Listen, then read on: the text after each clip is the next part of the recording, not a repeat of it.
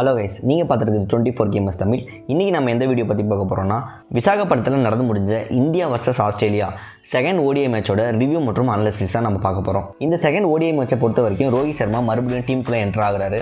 இந்த மேட்ச்சில் Australia டாஸை win பண்ணி முதல்ல ஃபீல்டிங் சூஸ் பண்ணுறாங்க. விசாகப்பட்டினத்தை பொறுத்த வரைக்கும் இங்கே இயர்லியாக ஸ்விங் இருக்குன்றதுனால ஸ்மித் இந்த குட் டெசிஷனை எடுக்கிறாரு. அடுத்ததாக பார்த்தீங்கன்னா இந்தியாவோட ஓப்பனர்ஸாக ரோஹித் சர்மாவும் கில்லும் கிளம்புறாங்க.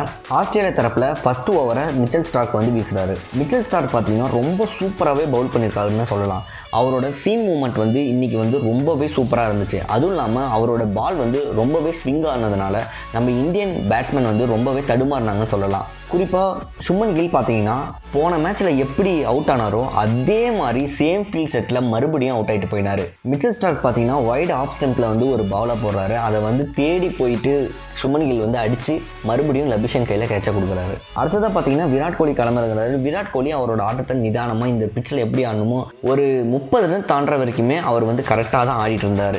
எதிரில் ரோஹித் சர்மா பார்த்தீங்கன்னா அவரும் ஒரு LPW ஆகிட்டு அவரும் விக்கெட்டை கொடுத்துட்டு போயிட்டே இருப்பார். நம்ம இந்தியன் ஓப்பனர்ஸுக்கு பார்த்தீங்கன்னா 2019 ஒரு பிரச்சனை இருக்குது. லெஃப்ட் ஆர்ம் பவுலருக்கு எதிராக அதிக விக்கெட்டுகளை அவங்க விட்டுட்டே இருக்கிறாங்க. அது இல்லாமல் லெஃப்ட் ஹேண்டருக்கு எதிராக பார்த்தீங்கன்னா அவங்க டோட்டலாக மேட்சையும் லாஸ் பண்ணுறாங்கன்னே சொல்லலாம். இந்த ப்ராப்ளமை எப்படி சால்வ் பண்ண போகிறாங்கன்னு தெரியல. ஏன்னா ஓப்பனர்ஸாக இருக்கிறவங்க இந்த மாதிரி லெஃப்ட் ஆர்ம் பவுலருக்கு எனி டைம் அவுட் ஆகிட்டே இருக்கிறது இந்தியாவோட மிகப்பெரிய கன்சர்னாக பார்க்கப்படுது. குறிப்பாக நீங்கள் பார்த்தீங்கன்னா வேர்ல்டு கப்பில் செமிஃபைனல்ஸ் உங்களுக்கு ஞாபகம் வந்திருக்கும். அதுக்கப்புறம் பார்த்தீங்கன்னா பாகிஸ்தான் கூட சாகின் ஷா அப்ரீடி அந்த லெஃப்ட் ஆர்ம் பவுல் போட்டு KL ராகுலையும் ரோஹித் சர்மாவும் விக்கெட் எடுப்பார். அது மேட்ச் டர்னிங் பாயிண்டாக மாறிச்சு. அதே மாதிரி தான் இங்கேயும் மிச்சல் ஸ்டார்க் கண்டினியூஸாக பார்த்தீங்கன்னா ஸ்டெம்பு போட்டே இருந்தார். கரெக்டாக அதுக்கேற்ற மாதிரி LPW விக்கெட் ஸ்டெம்பு கொடுத்துட்டே இருந்தாங்கன்னு தான் சொல்லணும் நம்ம Indian batsman. Rohit Sharma out ஆகி போன பின்னாடி சூரியகுமார் யாதவ் கிளம்புறாரு. அவர் போன மேட்ச்சில் என்ன பண்ணாரோ சேம் அதே தான் இந்த மேட்ச்சில் நடந்தது. மறுபடியும் மிச்சல் ஸ்டார்க்கு எதிராக அவர் LPW ஆகிட்டு அவரையும் விக்கெட் விட்டுறாரு. அடுத்தது பார்த்தீங்கன்னா ஹர்திக் பாண்டியா கிளம்புறாரு. ஹர்திக் பாண்டியா கிளம்புறங்கின உடனே அவர் ஒரு அன்லக்கின்னு தாங்க சொல்லணும். ஸ்மித் பார்த்தீங்கன்னா அவரோட கேட்சை ரொம்ப அருமையாக சூப்பராக ஃபீல் பண்ணி பிடிச்சிருப்பாரு. ஒரு எக்ஸ்ட்ரானரி எஃபர்ட் போட்டு அந்த கேட்சை பிடிச்சி ஆட்டத்தையே மாற்றிட்டாருன்னு தான் சொல்லலாம். இதில் பார்த்தீங்கன்னா ஹர்திக் பாண்டியாவோட விக்கெட் ரொம்ப குரூஷியல் விக்கெட். ஏன்னா அப்போ இருக்கிற சுச்சுவேஷனில் விராட் கோலியும் ஹர்திக் பாண்டியாவும் ஒரு பார்ட்னர்ஷிப் போட்டிருந்தாங்கன்னா இந்தியாவோட ஸ்கோர் பார்த்தீங்கன்னா மேபி 200 கூட போயிருக்க வாய்ப்பு இருக்கு. ஆனால் அந்த கேட்சை பிடிச்சதுனால டோட்டலே மேட்சே மாறிடுச்சுன்னு சொல்லலாம். அது ஒரு கேம் சேஞ்சிங் மூமெண்ட்டாக இது அமைஞ்சிருக்கு. அடுத்ததாக பார்த்தீங்கன்னா விராட் கோலி அது வரைக்கும் நல்லா ஆடிட்டு இருந்தவர் எலிஸ் போட்ட பாலில் அவரும் LPW ஆகிட்டு போயிட்டே இருப்பார். அது இல்லாமல் பேட்டை ரொம்ப அக்ராஸாக வச்சு ஆடி இருப்பார் அந்த ஒரு பால் மட்டும். அதனால என்ன ஆச்சுன்னா அவருக்கு பாலோட கான்டாக்ட் கிடைக்காம கரெக்டாக LPW ஆகிட்டு அவரும் விக்கெட்டை விட்டுருவார். அடுத்தது பார்த்தீங்கன்னா அக்ஷர் பட்டேல் கிளம்புறாரு. அவர் கிளம்புறன உடனே எதிரில் ஜடேஜாவும் அக்ஷர் பட்டேலும் சேர்ந்து பார்ட்னர்ஷிப் போன டைம் மாதிரி பண்ணுவாங்க.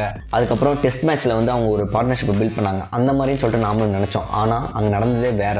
பிகாஸ் ஜடேஜா பார்த்தீங்கன்னா எலிஸ் போட்ட பாலில் கொஞ்சம் டேர்ன் ஆன உடனே அவர் என்ன பண்ணார், அடிக்கிறதா வேணாவா அப்படின்னு சொல்லிட்டு கொஞ்சம் டபுள் மைண்டில் ஆடி அவரும் விக்கெட் கீப்பர் அலெக்ஸ் கேரி கிட்ட விக்கெட்டை விட்டார். அதுக்கப்புறம் பார்த்தீங்கன்னா இந்தியாவோட டெய்லண்டர்ஸ் எந்த ஒரு பங்களிப்புமே கொடுக்கலன்னு சொல்லலாம். அக்ஷர் பட்டேல் மட்டும் தனியாக நின்று 4-6ன்னு சொல்லிட்டு அவர் மட்டும் தனியாக அடிச்சிருந்தார். அப்பையும் அவரோட ரன்கள் வீணுன்னு தான் சொல்லலாம். இந்தியாவை காப்பாற்றுறதுக்கு தேவையான ரன் அவர் அடிக்க முடியல. பிகாஸ் டெய்லர்ஸ் அவருக்கு சப்போர்ட்டே பண்ணலன்னு சொல்லலாம். இதில் மிச்சல் ஸ்டார்க் பார்த்தீங்கன்னா ரொம்ப அருமையாக பவுல் பண்ணி 5 எடுத்திருப்பாரு. இது அவரோட 9வது 5 ஓடிஐயில். இதுக்கு முன்னாடி பார்த்தீங்கன்னா வாக்கர் ரீனியஸ் இருக்கிறாரு. அவர் 13 டைம் 5 எடுத்திருக்காரு. அவரோட அருமையான பவுலிங்னால ஆஸ்திரேலியாவை வெற்றிக்கு கொண்டு போயிட்டாருன்னே சொல்லலாம். இந்திய அணியோட மைண்ட் செட் பார்த்தீங்கன்னா டோட்டலாகவே லோ ஆயிடுச்சுன்னு சொல்லலாம். ஏன்னா ஆரம்பத்தில் விக்கெட் விட்டு டீமை ஒரு இக்கட்டான நிலைமைக்கு கொண்டு போயிட்டாங்க. இந்தியாவோட ஓப்பனர்ஸ் பார்த்தீங்கன்னா பர்ஃபார்ம் பண்ணாதது இந்தியாவுக்கு ஒரு பெருத்த அடியாக இருந்ததுன்னு சொல்லலாம்.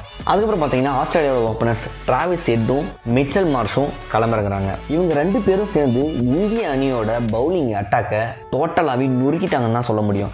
அதுலேயும் மிச்சல் மார்ஷ் அவரோட சிறப்பான ஆட்டத்தை வெளிப்படுத்தி இந்திய அணியை கதி கலங்க வச்சாருன்னு சொல்லலாம். யார் போட்டாலுமே சரி, ஸ்பின்னர் போட்டாலும் சரி, ஃபாஸ்ட் பவுலர் போட்டாலும் சரி, எல்லாருமே எல்லா பக்கமும் அடிச்சாருன்னு சொல்லலாம். அதுவும் இல்லாமல் ஹர்திக் பாண்டியாவோட பவுலிங்கில் பார்த்தீங்கன்னா நீங்கள் தொடர்ந்து ஒரே ஓவரில் 3 6 அடித்து அவரோட 15 கம்ப்ளீட் பண்ணியிருப்பாரு மிச்சல் மார்ஷ். சரி, மிச்சல் மார்ஷ் தான் அடிக்கிறாருன்னு பார்த்தா இந்த பக்கம் பார்த்தீங்கன்னா டிராவிஸ் ஹெட் அவரும் அவருக்கு ஈக்குவல் தான் அப்படின்னு சொல்லிட்டு அவரும் ஒரு பக்கம் வெளுக்க ஆரம்பிச்சாருன்னு சொல்லலாம். எல்லா பாலுமே இவங்க அப்ரோச் பண்ண விதம் பார்த்தீங்கன்னா T20 மோடில் மட்டும் தான் அப்ரோச் பண்ணிட்டு இருந்தாங்க. ODI மேட்ச் மாதிரி இவங்க அப்ரோச் பண்ணவே இல்லை. போன மேட்ச் ஆஸ்திரேலியா தோற்றதுக்கு இந்த மேட்ச் தக்க பதிலடியை கொடுத்தாங்கன்னே சொல்லலாம். அதுவும் இல்லாமல் டிராவிஸ் ஹெட் பார்த்தீங்கன்னா 30 பாலுக்கு 51 ரன்கள் அடித்து அவரும் 50 கம்ப்ளீட் பண்ணார். இவங்க 2 பேருமே மாற்றி மாற்றி அடித்ததுனால ஆஸ்திரேலியா 1-1 2-1ன்னு இந்த மேட்சை சமன் செய்தாங்க. இந்தியாவும் வெறும் 26 ஓவருக்கு 117 ரன் அடிச்சாங்க. ஆனால் இவங்க 11 ஓவருக்கே இந்த மேட்சை டோட்டலாக முடிச்சிட்டாங்கன்னு சொல்லலாம். இதில் man of the match award பார்த்தீங்கன்னா மிச்சல் ஸ்டார்க் வாங்கினாரு.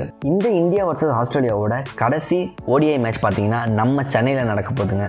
இங்கே தான் இந்த மேட்ச் யார் வின் பண்ண போகிறாங்க, இந்த கோப்பையை யார் வெல்ல போகிறாங்கன்னு சொல்லிட்டு இங்கே தான் டிசைட் பண்ண போகிறாங்க. சென்னையில் பார்த்தீங்கன்னா எப்பயுமே ஒரு ஃப்ளாட்டான விக்கெட் தான் இருக்கும். இங்கே பவுலர்ஸ் என்ன தான் பண்ண போகிறாங்கன்னு சொல்லிட்டு நம்ம பொறுத்து தான் பார்க்கணும். இந்தியன் டீம் இந்த சீரீஸை வின் பண்ணுறாங்களா, கோப்பையை கைப்பற்றுவாங்களா, நம்ம இந்திய மண்ணில் தொடர்ந்து இந்தியன் டீமோட ஆதிக்கத்தை செலுத்துவாங்களான்னு சொல்லிட்டு நம்ம சென்னையில் வர 22ஆம் தேதி தெரிஞ்சிடும். அவ்வளோதான் கைஸ், இந்த சின்ன வீடியோவுக்கு உங்களுக்கு பிடிச்சிருக்கு பிடிக்கலன்றது கமெண்ட் செக்ஷனில் சொல்லுங்கள். மறக்காமல் 24 கேமர்ஸ் தமிழுக்கு சப்ஸ்கிரைப் பண்ணுங்கள்.